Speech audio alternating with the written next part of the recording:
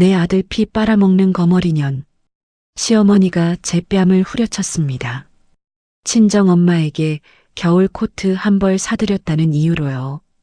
뺨이 퉁퉁 부어오르는데 퇴근하고 돌아온 남편은 뭐라고 했냐면요. 엄마가 홧김에 그럴 수도 있지. 참 어이가 없었습니다. 3년 동안 시어머니 오피스텔 월세에 생활비에 명품 가방까지 매달 130만 원 넘게 갖다 바쳤더니 돌아온 건 뺨 한 대였죠. 글쎄요. 그런데 진짜 소름 끼치는 건 따로 있었더라고요. 남편 서랍을 열어보니 억대 빚이 쏟아져 나왔고 그 돈을 전부 코인 도박판에 날려버린 겁니다. 제 월급 통장까지 뺏으려 했던 남편, 저는 그날 밤 모든 돈줄을 끊어버렸습니다. 그랬더니 다음 날 시어머니한테서 전화가 몇 통이나 왔는지 아십니까? 59통이요. 그리고 그 59통의 전화가 끝난 뒤 시어머니에게 어떤 일이 벌어졌는지는 여러분이 직접 확인해 보시죠. 안녕하세요. 오늘 사연 시청자 여러분, 오늘은 긴 말 없이 바로 시작하겠습니다. 토요일 오후 저는 백화점 쇼핑백을 들고 현관 비밀번호를 눌렀습니다.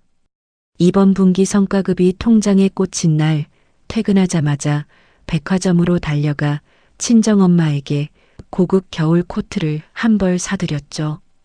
엄마가 코트를 입어보시면서 거울 앞에서 한 바퀴 돌던 모습이 아직도 눈앞에 아른거렸습니다.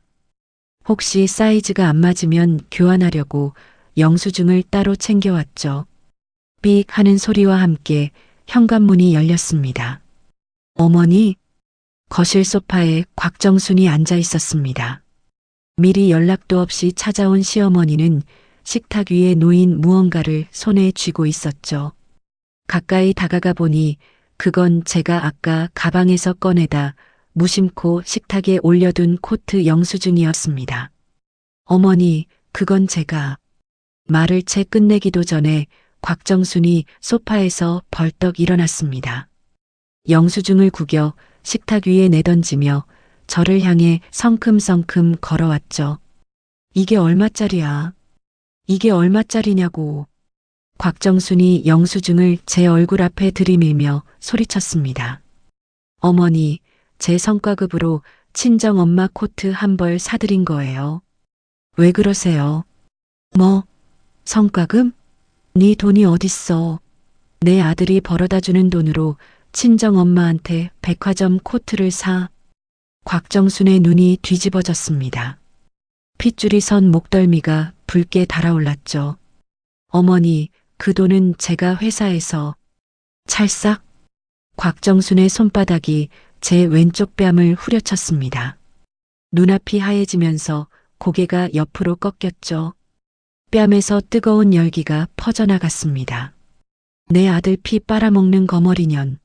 시어미한텐 손톱만큼도 안 쓰면서 친정엄마한테 백화점 코트를 질러. 이 뻔뻔한 년이. 곽정순이 제 멱살을 움켜쥐며 침을 튀겼습니다. 저는 뺨을 감싼 채 한 발짝 뒤로 물러섰습니다. 입안에 피비린내가 번졌죠. 어머니, 손 놓으세요. 제발. 놓긴 뭘 놓아. 네가 이 집에서 뭔데. 내 아들 돈 빼먹는 주제에 감히. 곽정순이 저를 밀치며 고함을 질렀습니다. 그때 현관문이 열리는 소리가 들렸죠. 퇴근한 남편 백성우가 신발을 벗으며 거실을 바라봤습니다. 뭐야, 무슨 일이야? 왜 이래?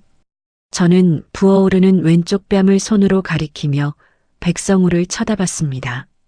당신 엄마가 나 때렸어. 친정엄마 코트 사드렸다고 뺨을 때렸다고.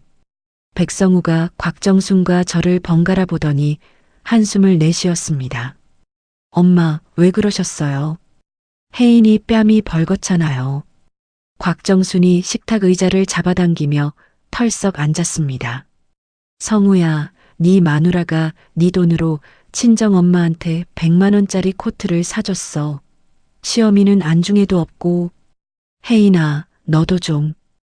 엄마한테 먼저 사드리지 왜 친정 엄마부터 사? 백성우가 넥타이를 풀며 저를 향해 눈을 부라렸습니다. 뭐라고? 지금 나한테 그 소리가 나와? 맞은 사람이 나라고. 엄마가 좀 홧김에 그럴 수도 있지. 네가 먼저 마음 상하게 했으니까 그런 거 아니야. 백성우가 핏대를 세우며 제 앞을 가로막았습니다. 시어머니 편에 서서 오히려 저를 다그치는 남편의 얼굴을 보는 순간 3년간 꾹꾹 눌러왔던 것들이 머릿속에서 필름처럼 스쳐 지나갔습니다. 매달 제 통장에서 빠져나가던 곽정순의 오피스텔 월세 85만 원, 통신비, 건강보험료까지 합치면 한 달에 130만 원이 넘었죠. 곽정순에게 제 명의로 가족 신용카드까지 만들어 드렸고 곽정순은 그 카드로 백화점과 마사지샵을 제 집처럼 드나들었습니다. 백성우의 자존심을 세워주겠다고 회사에서 제가 실질적 가장이라는 사실을 숨겨온 3년. 그 3년이 이 뺨 한 대로 산산조각 나고 있었습니다. 곽정순이 소파 옆에 놓아뒀던 쇼핑백을 들어 올렸습니다. 오늘도 제 가족카드로 긁어온 명품 가방이 들어있는 쇼핑백이었죠. 나간다. 성우야, 네 마누라 단단히 교육시켜. 곽정순이 현관문을 쾅 닫고 나갔습니다. 저는 아무 말 없이 안방으로 들어가 문을 잠갔습니다. 혜인아, 문 열어. 얘기 좀 하자. 혜인아, 앞으로 네 월급 통장하고 공인인증서 나한테 줘. 내가 직접 관리할게. 잠긴 문 너머로 백성우의 목소리가 들려왔습니다. 저는 대꾸하지 않았습니다. 침대 위에 앉아 부어오른 뺨을 거울로 비춰보며 더 이상 이 집의 호구로 살지 않겠다고 다짐했죠. 밤이 깊어지자 거실에서 백성우의 목소리가 새어 들어왔습니다. 형, 나야. 좀만 빌려줘. 진짜 급해. 200만 원만. 아니, 100만 원이라도. 전화기를 귀에 대고 누군가에게 돈을 빌려달라고 애원하는 남편의 목소리는 다급하다 못해 처절했습니다. 단순한 생활비 부족이 아니었죠. 저 목소리에는 뭔가 훨씬 더 심각한 것이 숨어 있었습니다. 저는 옷장 깊숙한 곳에서 서류 봉투를 꺼냈습니다. 제 명의의 자산 내역서, 곽정순에게 매달 보냈던 오피스텔 월세 송금 기록들이 빼곡히 들어 있었죠. 노트북을 열고 하나하나 파일로 정리하기 시작했습니다. 밤새 3년치 송금 내역과 카드 결제 기록을 정리한 저는 날이 밝아오는 창밖을 바라봤습니다. 출근 준비를 하는 백성우의 등이 복도 너머로 보였죠. 저는 그 등을 조용히 응시하며 스마트폰을 꺼내 들었습니다. 거실에 설치해둔 반려견 관찰용 패캠 앱에 접속했습니다. 클라우드 저장소를 열자 어제 곽정순이 제 뺨을 내리치던 장면이 선명하게 녹화되어 있었죠. 저는 영상 원본을 스마트폰에 백업하고 화면을 껐습니다. 다음 날 저는 연차를 내고 집에 남았습니다. 거실 바닥을 밀대걸레로 밀면서 어젯밤 정리해둔 파일들을 머릿속으로 되짚고 있었죠. 딩동. 초인종이 울렸습니다. 현관 화면에 우체국 집배원 복장을 한 남자가 서 있었죠. 택배요? 아닙니다. 특별 송달 등기 우편물이요. 백성우 시댁 맞으시죠? 집배원이 내민 봉투는 묵직했습니다. 수령인 란에 백성우의 이름이 찍혀 있었고 발신인 란에는 서울중앙지방법원이라는 글씨가 선명했죠. 저는 수령 확인란에 서명을 하고 문을 닫았습니다. 거실 식탁에 앉아 봉투를 뜯었습니다. 안에 들어있던 서류의 첫 줄을 읽는 순간 밀대 걸레를 쥐고 있던 손에서 힘이 빠졌죠. 은행 대출금을 갚지 않아 백성우의 회사 급여를 전액 압류하겠다는 법원 결정문이었습니다. 저는 서류를 식탁 위에 내려놓고 안방으로 뛰어갔습니다. 백성우가 평소 자물쇠로 잠가두던 책상 옆 서랍이 눈에 들어왔죠. 부엌에서 망치를 가져와 자물쇠를 내리쳤습니다. 쇠가 부서지며 서랍이 벌컥 열렸죠. 안에는 종이 계약서 뭉치가 빼곡하게 들어 있었습니다. 은행 마이너스 통장 계약서, 저축은행 신용대출 계약서, 심지어 금리가 20%가 넘는 대부업체 대출 계약서까지. 손이 떨렸습니다. 계약서 뭉치 밑에서 낡은 수첩 한 권이 나왔습니다. 표지가 닳아 너덜너덜해진 수첩을 펼치자 빼곡한 글씨들이 저를 노려봤죠. 3월 15일 리딩방 추천 종목 2천만 원 매수. 손절. 4월 2일 코인 레버리지 1,500만 원. 전액 청산. 5월 20일 대부업체 추가 대출 800만 원. 물타기. 수첩 페이지를 넘길 때마다 손끝이 차가워졌습니다. 대출받은 돈을 가정에 쓴 게 아니었죠. 전부 주식 리딩방과 코인 도박판에 쏟아부어 날려버린 기록이었습니다. 어젯밤 백성우가 제 월급 통장을 관리하겠다고 큰 소리친 이유가 비로소 맞춰졌습니다. 급여가 압류당할 판이니까 제 자산을 빼앗아 빚을 막으려 했던 겁니다. 저는 법원 결정문과 대출 계약서, 수첩의 모든 페이지를 한 장도 빠짐없이 스마트폰으로 촬영했습니다. 사진 한 장 한 장을 저장할 때마다 심장이 차갑게 가라앉았죠. 딩 하는 알림음이 울렸습니다. 시어머니 곽정순의 문자였죠. 혜인아, 오늘 저녁에 한우 먹고 싶다. 강남에 새로 생긴 한우 오마카세 예약해놓고 네 신용카드 가져와라. 저는 문자를 읽고 스마트폰을 식탁에 내려놓았습니다. 잠시 천장을 올려다보다가 카드회사 고객센터 번호를 눌렀죠. 네, 고객님. 무엇을 도와드릴까요? 제 명의로 발급된 가족카드 분실 신고하려고요. 즉시 정지 처리해 주세요. 확인되었습니다. 지금 바로 정지 처리 도와드리겠습니다. 전화를 끊자 시계가 오후 3시 47분을 가리키고 있었습니다. 은행 영업 마감까지 13분. 저는 지갑을 움켜쥐고 현관문을 박차며 뛰어나갔습니다. 엘리베이터를 기다릴 여유가 없었죠. 계단을 뛰어내려가 아파트 정문을 빠져나왔습니다. 숨이 턱까지 차올랐지만 멈출 수 없었습니다. 은행 유리문을 밀고 들어갔을 때 벽시계의 초침이 3시 52분을 찍고 있었죠. 자동이체 해지하려고요. 전부 다요. 창구 직원이 고개를 갸웃했습니다. 전부요? 몇 건이나 되시는데요? 매달 나가는 오피스텔 월세 자동이체, 통신비, 건강보험료. 전부 다 해지해 주세요. 직원이 화면을 넘기며 내역을 확인했습니다. 오피스텔 월세 85만 원, 통신비 8만 9천 원, 건강보험료 34만 2천 원. 이 3건 모두 해지하시는 거 맞으시죠? 네. 오늘 당장이요. 직원이 키보드를 두드렸습니다. 화면에 해지 완료 문구가 뜨는 것을 확인한 저는 의자에서 일어났죠. 은행 문을 나서는 순간 찬바람이 달아오른 얼굴을 스쳤습니다. 어제 곽정순에게 맞은 뺨이 아직도 욱신거렸죠. 하지만 걸음은 가벼웠습니다. 집으로 돌아온 저는 현관문을 잠그고 거실불을 껐습니다. 어둠 속에서 스마트폰 화면만 환하게 빛났죠.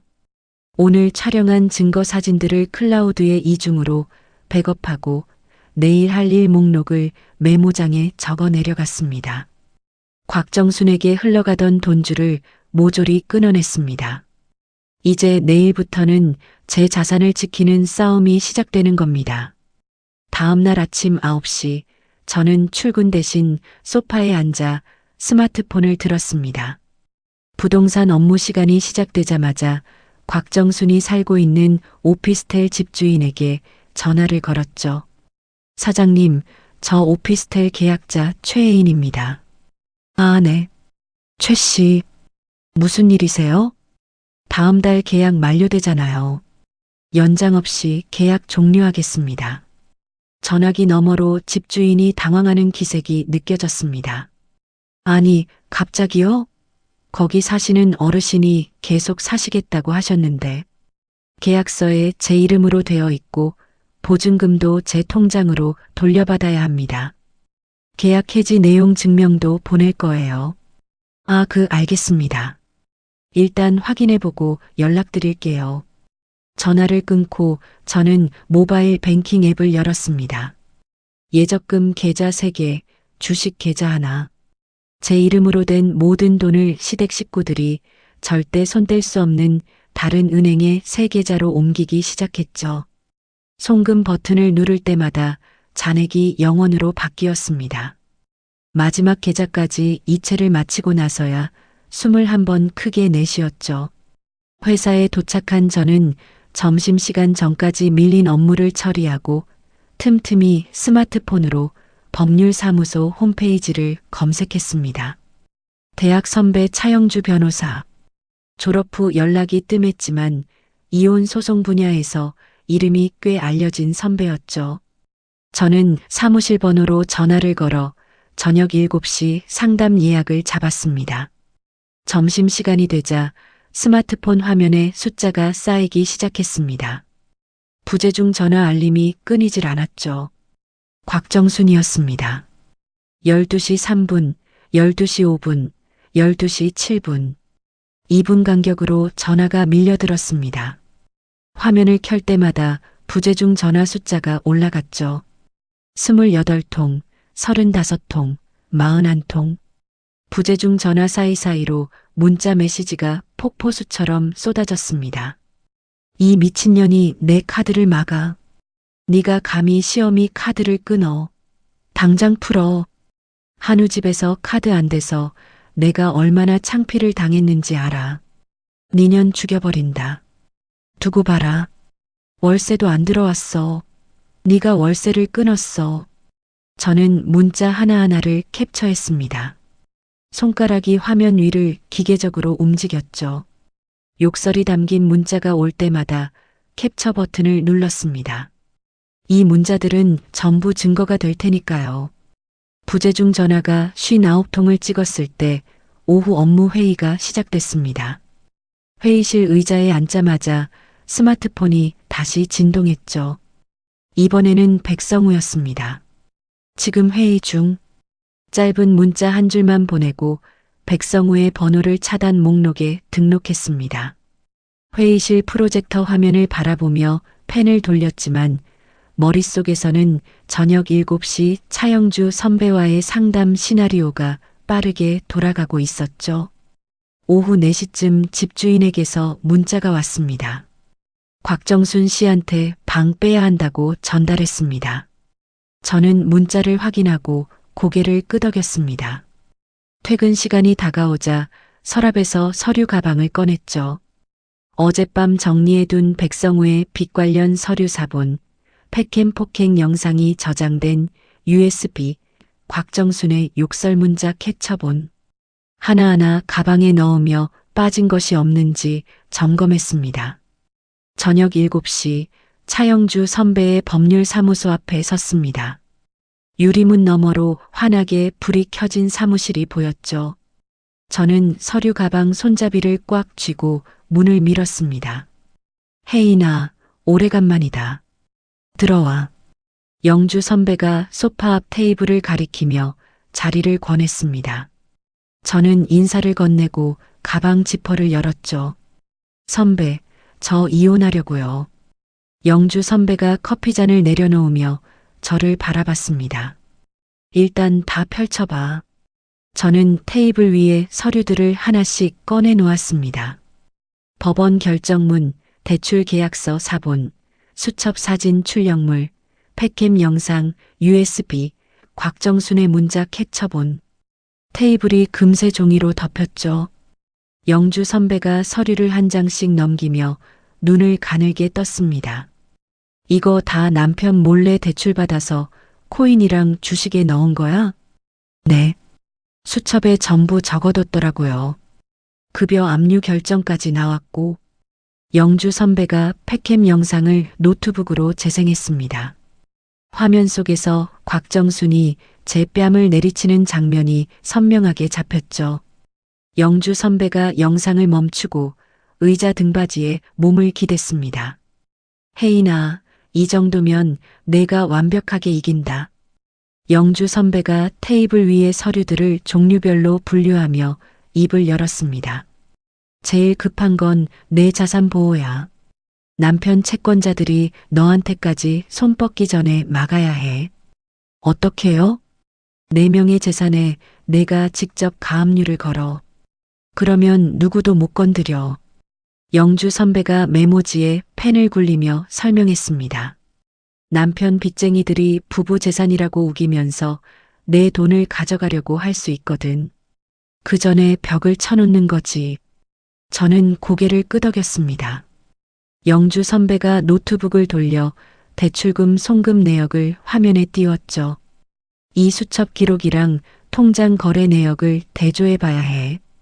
대출금이 생활비로 안 쓰이고 전부 도박판으로 들어갔다는 걸 증명하면 남편 빚은 내 몫이 아니야. 수첩에 날짜랑 금액이 다 적혀 있어요. 대출받은 날짜랑 도박 사이트에 넣은 날짜가 거의 같더라고요. 완벽하네. 영주 선배가 수첩 사진 출력물과 은행 거래 내역을 나란히 놓고 형광펜으로 줄을 그었습니다. 3월 15일 대출 실행 2천만 원, 같은 날 리딩방 계좌로 2천만 원 이체.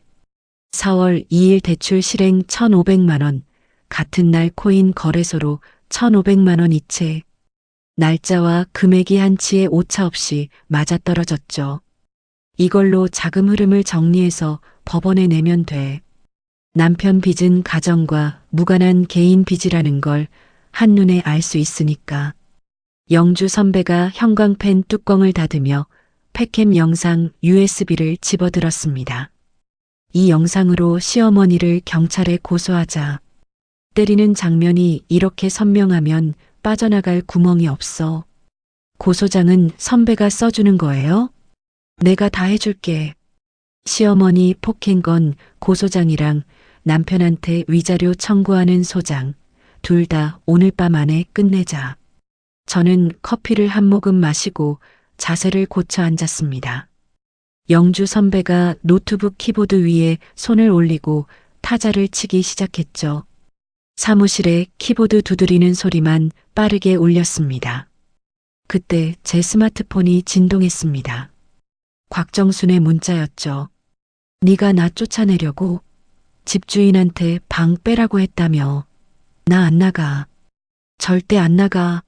나가기 전에 이 집 가구란 가구는 다 부숴버릴 거야. 저는 문자 화면을 영주 선배에게 보여줬습니다. 영주 선배가 화면을 읽더니 콧바람을 불었죠. 기물파손 협박까지. 참 대단한 시어머니다. 보증금 못 받으면 어쩌죠? 걱정 마. 집주인한테 내용 증명 하나 더 보내면 돼. 영주 선배가 새 문서 창을 열며 말했습니다. 곽정순이 나가지 않거나 물건을 부수면 그 피해는 계약자인 내가 아니라 불법으로 버티고 있는 곽정순 본인이 책임진다는 내용이야. 이걸 집주인한테 보내놓으면 너는 빠질 수 있어. 키보드 소리가 다시 빠르게 울렸습니다. 영주 선배가 내용 증명 문구를 마무리하고 프린터 버튼을 눌렀죠. 기계가 윙하고 돌아가며 종이 3장을 뱉어냈습니다. 고소장, 소장, 내용 증명.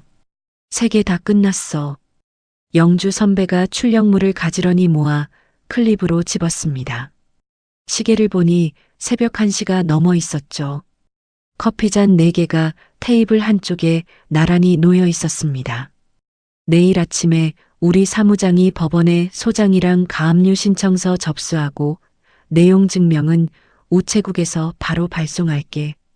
선배, 고마워요. 진짜 고마워하긴. 증거를 이렇게 꼼꼼히 챙겨온 사람은 너가 처음이야. 영주 선배가 어깨를 으쓱하며 볼펜을 내려놓았습니다. 저는 서류 가방에 사본을 챙겨 넣고 사무실을 나섰죠. 며칠 후 영주 선배에게서 전화가 왔습니다. 혜인아, 다 접수됐어. 소장이랑 내용 증명이 오늘 발송됐으니까 남편 회사랑 시어머니 오피스텔에 며칠 안에 도착할 거야. 전화를 끊고 저는 사무실 의자에 등을 기댔습니다. 창밖으로 햇살이 쏟아지고 있었죠. 법원 도장이 찍힌 서류들이 백성우의 책상 위에 곽정순의 현관 앞에 놓일 장면을 떠올리며 저는 눈을 감았습니다. 소장이 송달된 날 오후 영주 선배에게서 짧은 문자가 왔습니다. 남편 회사랑 시어머니 오피스텔 둘 다 수령 확인됐어. 저는 문자를 확인하고 스마트폰을 책상 위에 내려놓았습니다. 그로부터 2시간쯤 지났을 때 곽정순에게서 전화가 걸려왔죠. 저는 수화기를 들었습니다. 어머니, 이 미친년이, 이게 뭐야? 법원에서 종이가 날아왔어. 네가 나를 고소했어. 곽정순의 목소리가 스마트폰 스피커를 찢을 듯 울렸습니다. 어머니, 제 뺨을 때리신 건 어머니잖아요. 영상도 다 있고요. 영상이 뭐가 있어? 시어미가 며느리 한 대 때린 게 무슨 죄야? 죄예요. 분명한 죄입니다. 너 인연이 끝까지. 당장 취소 안 하면 내가 네 회사 찾아가서 행패 부릴 줄 알아. 어머니, 앞으로 할 말 있으시면 제 변호사한테 하세요. 저는 전화를 끊었습니다. 그리고 한마디를 덧붙이지 않았죠. 곽정순의 번호를 차단 목록에 등록하고 스마트폰을 뒤집어 놓았습니다. 며칠 후 퇴근길에 영주 선배에게서 다시 연락이 왔습니다. 혜인아, 시어머니가 피부 마사지샵에서 내 카드 내밀었다가 정지 알림 뜨면서 결제가 안 됐나 봐. 샵 직원한테 카드 뺏기고 쫓겨났대. 어떻게 하셨어요? 시어머니가 내 사무실로 전화해서 30분 동안 욕을 퍼부었거든. 녹음 다 해뒀어. 저는 입술을 꽉 깨물며 웃음을 참았습니다. 그 무렵 영주 선배에게서 한 가지 소식을 더 전해 들었습니다. 자금줄이 막히고 집주인에게 퇴거 독촉까지 받은 곽정순이 다급하게 백성우의 회사로 찾아갔다고요. 아들을 만나면 뭐라도 해결될 거라 생각했겠죠. 하지만 회사 로비에서 마주한 백성우의 손에는 법원에서 온 이혼 소장과 급여 압류 통지서가 들려 있었다고 합니다. 사색이 된 아들의 얼굴을 보고서야 곽정수는 자기 아들에게 억대 빚이 있다는 사실을 처음 알게 된 거죠. 그날 저녁 집 현관 앞이 시끄러워졌습니다. 쿵, 쿵, 쿵. 혜인아, 문 열어, 이년아. 곽정순이 현관문을 주먹으로 두드리고 있었습니다. 저는 이미 비밀번호를 바꿔놓은 상태였죠. 소파에 앉은 채 스마트폰을 꺼내 112를 눌렀습니다. 여보세요, 경찰이죠. 집 앞에서 누가 문을 부수려고 합니다. 주거침입 시도요. 주소 알려주시겠습니까? 주소를 불러준 뒤 전화를 끊었습니다. 현관 너머로 곽정순의 고함이 계속 들려왔죠. 내가 네 시어미야. 시어미가 며느리 집에 오는 게 뭐가 잘못이야. 문 열어. 10분 후 경찰관 2명이 도착했습니다. 저는 현관 카메라 화면으로 복도를 지켜봤죠. 경찰관이 곽정순의 팔을 잡고 엘리베이터 쪽으로 이끌었습니다. 어르신, 이러시면 안 됩니다. 신고가 들어왔어요. 내가 뭘 잘못했다고. 내 며느리 집이라고. 집주인이 출입을 거부하셨으니까 더 계시면 안 됩니다. 가시죠. 곽정순이 경찰관의 손을 뿌리치려 버둥거렸지만 결국 엘리베이터에 실려 1층으로 내려갔습니다. 현관 카메라 화면이 조용해졌죠. 그날 밤 곽정순에게서 문자가 왔습니다. 차단을 피해 다른 번호로 보낸 것이었죠. 혜인아, 우리 가족 아니냐? 성우가 빚이 있는 건 나도 오늘 알았다. 가족이니까 같이 갚자. 내가 도와주면 다 해결돼. 제발 부탁이다. 저는 문자를 읽고 캡처 버튼을 눌렀습니다. 백성우에게서도 메시지가 와 있었죠. 혜인아, 나 잘못했어. 한 번만 만나자. 얘기 좀 하자. 저는 두 사람의 메시지를 나란히 캡처해서 영주 선배에게 전송했습니다. 그리고 답장 한 글자 보내지 않았죠. 새 번호까지 차단 목록에 추가하고 스마트폰을 충전기에 꽂았습니다. 며칠이 지났습니다. 영주 선배에게서 전화가 왔죠. 혜인아, 남편 회사의 대부업체 직원들이 하루 종일 전화하고 팩스 보내서 업무가 마비됐대. 회사에서 알게 된 거예요? 응. 부서 전체가 난리가 났고 남편이 인사위원회에 불려갔대. 사내에서 비투한 게 완전히 소문났어. 저는 전화기를 귀에 댄 채 창밖을 바라봤습니다. 백성우가 은행을 돌아다니며 제 예금을 찾으려 했다는 소식도 들려왔죠. 하지만 이미 모든 돈을 옮겨놓은 뒤였습니다. 백성우가 건질 수 있는 돈은 단 한 푼도 남아있지 않았죠. 일주일이 지났습니다. 궁지에 몰린 백성우가 반격에 나섰죠. 영주 선배에게서 전화가 왔습니다. 혜인아, 남편 쪽에서 변호사를 선임했어.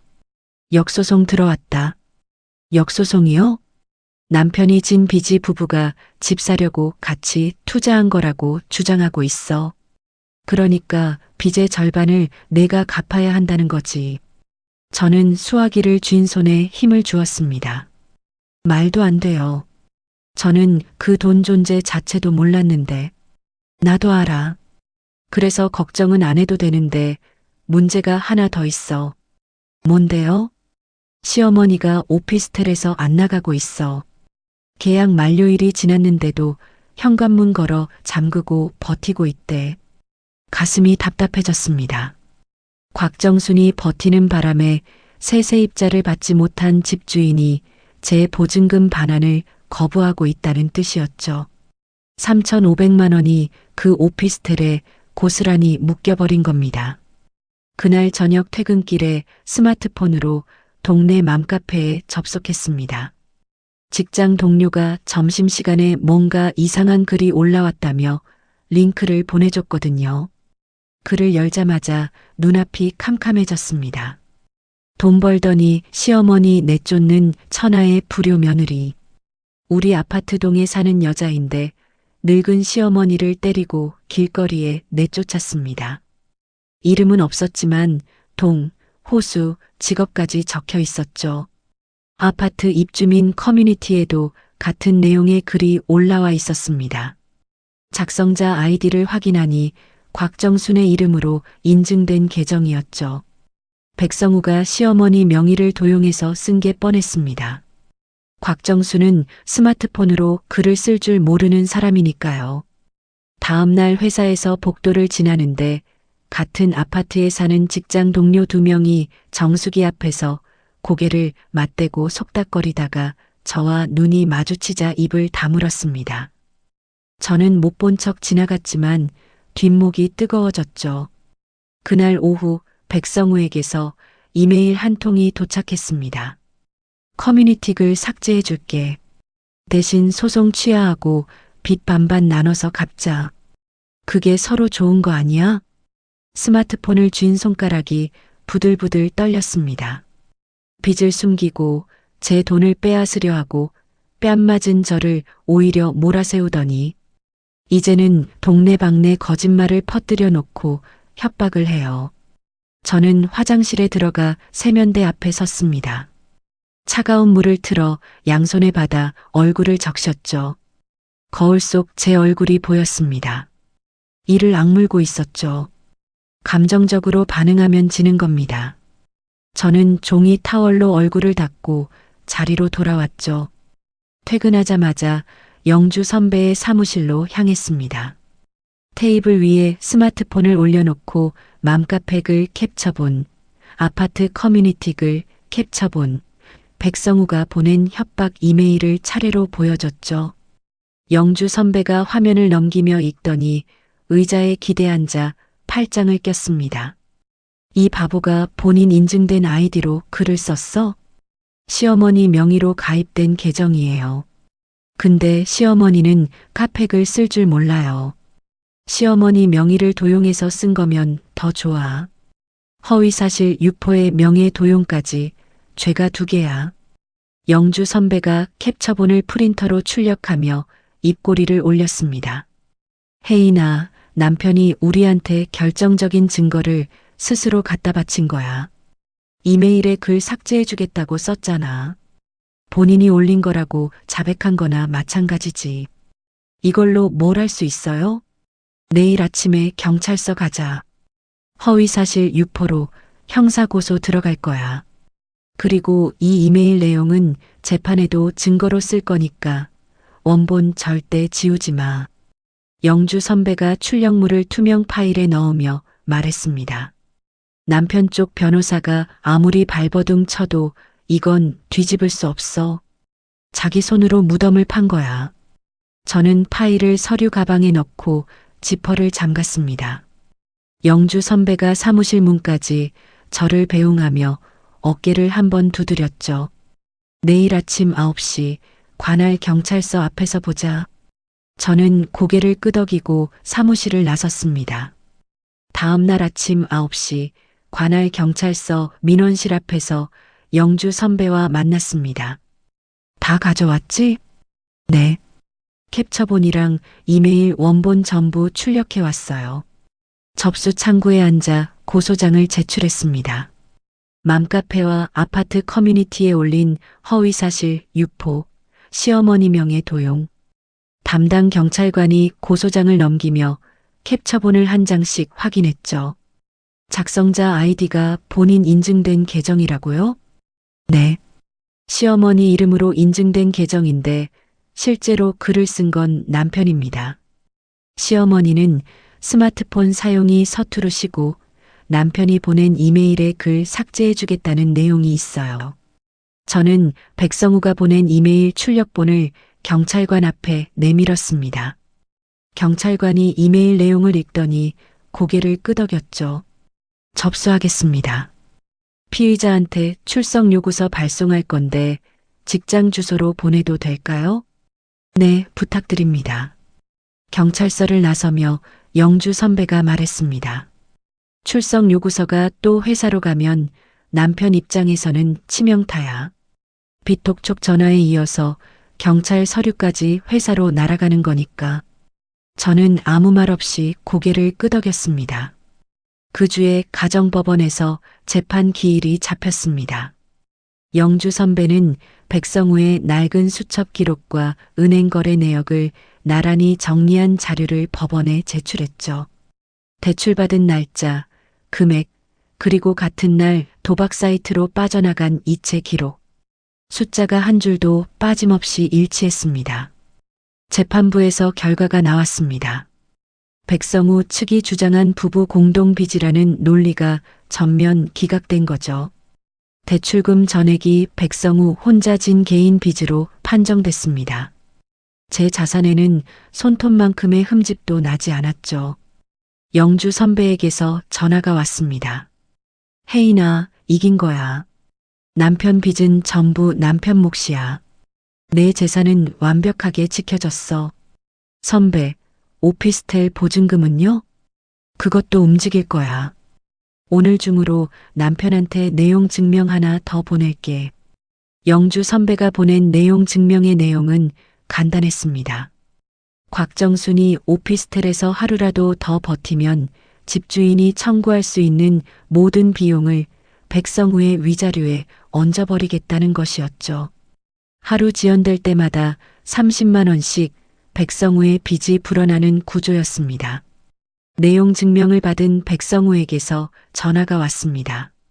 차단을 풀고 수화기를 들었죠. 혜인아, 제발. 고소 취하해줘. 회사에서 경찰 출석 요구서까지 받았어. 나 이러다 진짜 잘려. 백성우의 목소리가 갈라져 있었습니다. 취하해 줄 수 있어. 조건 하나만 들어. 뭐든 할게. 뭔데? 당신이 직접 어머니 오피스텔에서 내보내. 보증금 돌려받을 수 있게. 그게 조건이야. 엄마를 내가? 당신 말고 누가 해? 하루 늦을 때마다 30만 원씩 당신 빚에 붙는 거 알지? 전화기 너머로 백성우가 거친 숨을 몰아쉬는 소리가 들렸습니다. 한참 동안 아무 말이 없었죠. 알았어. 다음 날 오후 집주인에게서 전화가 왔습니다. 최 씨, 오늘 아들이 와서 어머니 짐을 다 뺐어요. 한바탕 소동이 있긴 했는데 어쨌든 방은 비었습니다. 보증금은요? 내일 중으로 최 씨 계좌에 입금할게요. 전화를 끊고 저는 책상에 팔꿈치를 짚었습니다. 백성우가 직접 곽정순의 짐을 복도에 내던졌다는 소식을 들었죠. 곽정순이 아들의 팔을 붙잡고 울부짖었다고 했습니다. 자기가 키운 아들한테 이런 취급을 당하다니 하고요. 다음 날 아침 스마트폰 알림이 울렸습니다. 은행 입금 알림이었죠. 보증금 3,500만 원이 제 계좌에 찍혀 있었습니다. 영주 선배에게 입금 확인 문자를 보냈습니다. 선배, 보증금 전액 돌려받았어요. 잘 됐다. 그리고 남편 쪽 변호사한테 연락 왔는데 변론 포기한대. 변론 포기요? 팩캠 영상이랑 경찰 수사 결과가 법원에 다 들어갔거든. 시어머니 폭행, 남편 허위사실 유포. 증거가 넘쳐나니까 더 싸워봐야 의미가 없다고 판단한 거지. 저는 스마트폰을 내려놓고 창밖을 바라봤습니다. 출근하는 사람들이 횡단보도를 건너고 있었죠. 보증금 잔액이 찍힌 화면을 한 번 더 확인하고 스마트폰을 주머니에 넣었습니다. 이혼 재판 최종 선고일이 왔습니다. 법원 복도 긴 의자에 앉아 순서를 기다리는 동안 맞은편에 백성우가 앉아 있었죠. 불과 몇 달 전까지 같은 식탁에서 밥을 먹던 사람이 맞나 싶을 정도로 볼이 꺼져 있었습니다. 양복 어깨가 축 처져 있었고 구두코가 긁혀 하얗게 벗겨져 있었죠. 피고 백성우, 원고 최혜인. 입정해 주세요. 법정 문이 열렸습니다. 저는 영주 선배와 나란히 걸어 들어갔죠. 백성우는 변호사 없이 혼자 피고석에 섰습니다. 재판부가 판결문을 읽기 시작했습니다. 혼인 파탄의 책임은 전적으로 피고 백성우에게 있다고 인정했죠. 위자료 지급 판결이 내려졌고 재산 분할도 제게 유리한 쪽으로 결론이 났습니다. 백성우의 코인 도박 빚은 온전히 백성우 개인의 몫으로 남았죠. 이상 선고를 마칩니다. 재판장의 의사봉이 탁 하고 울렸습니다. 저는 자리에서 일어나 영주 선배에게 고개를 숙여 인사했죠. 선배, 정말 고마웠어요. 고생한 건 너야. 이제 푹 쉬어. 영주 선배가 서류 가방을 들고 먼저 법정을 나갔습니다. 저도 뒤를 따라 복도로 나왔죠. 혜인아. 뒤에서 백성우의 목소리가 들렸습니다. 돌아보니 백성우가 법정 문 앞에 서 있었죠. 뭔가 말을 꺼내려다 입술만 달싹거렸습니다. 그때 복도 끝에서 곽정순이 허둥지둥 달려왔습니다. 법원 경비원의 재질을 뿌리치고 제 앞까지 다가온 곽정순이 허리를 구부려 제 바지 끝자락을 움켜쥐었죠. 혜인아, 제발. 나 좀 봐라. 내가 잘못했다. 응? 내가 그때 왜 그랬는지 모르겠다. 제발 한 번만 봐줘라. 곽정순의 손마디가 하얗게 질려 있었습니다. 저는 바지 끝자락을 가만히 빼내고 한 발짝 물러섰죠. 곽정순의 눈도 백성우의 눈도 마주치지 않았습니다. 돌아서서 법원 현관을 향해 걸었죠. 뒤에서 곽정순이 바닥에 주저앉으며 울먹이는 소리가 들렸지만 저는 걸음을 멈추지 않았습니다. 법원 정문을 나서자 바깥 공기가 차갑고 깨끗했습니다. 저는 주차장으로 걸어가며 스마트폰을 꺼내 친정엄마에게 전화를 걸었죠. 엄마, 나야. 오늘 저녁에 같이 밥 먹자. 그래, 좋지. 어디서 먹을까? 내가 예약해 놓을게. 엄마, 그때 내가 사드린 코트 있잖아. 그거 입고 나와. 그 코트? 아이고, 그거 아까워서 옷장에 고이 넣어뒀는데. 오늘 입어. 꼭이야. 전화를 끊고 호텔 레스토랑에 저녁 예약을 넣었습니다. 저녁 6시 레스토랑 입구에서 엄마가 서 있었습니다. 그날 제가 사들인 겨울 코트를 입고 있었죠. 코트 단추를 하나하나 꼼꼼히 잠근 엄마가 저를 보며 환하게 웃었습니다. 엄마, 코트 잘 어울린다. 그래, 나 오늘 거울 앞에서 3번이나 입었다 벗었다 했어. 너무 좋은 옷이라 어디 입고 나가기가 겁이 났는데. 엄마가 코트 소매를 쓰다듬으며 웃었습니다. 레스토랑 안으로 들어가 창가 자리에 마주 앉았죠. 혜인아, 무슨 일 있었어? 갑자기 이렇게 좋은 데서 밥 먹자고 하고. 그냥 엄마랑 맛있는 거 먹고 싶어서. 이 녀석이. 엄마가 메뉴판을 펼치다 말고 제 손을 덥석 잡았습니다.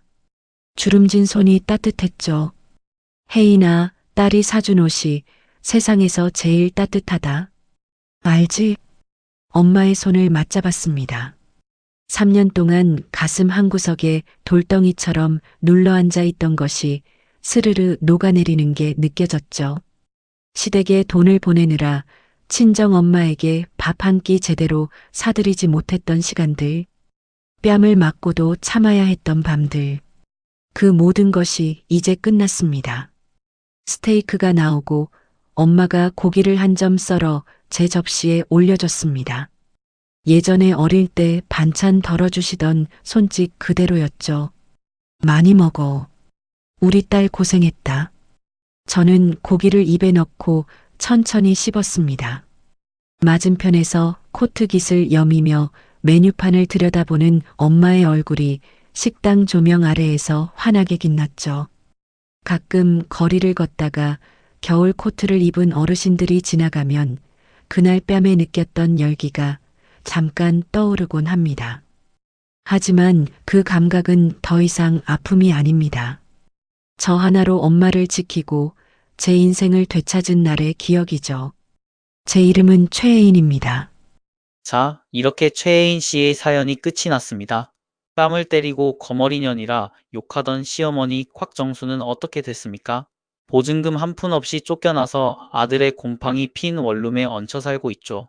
그토록 떠받들던 아들한테 짐짝처럼 폭도에 내던져진 거예요. 코인 도박으로 억대 빚을 진 남편 백성우는요. 월급 대부분을 압류당하고 회사에서도 매일 고개를 못 들고 산다더라고요.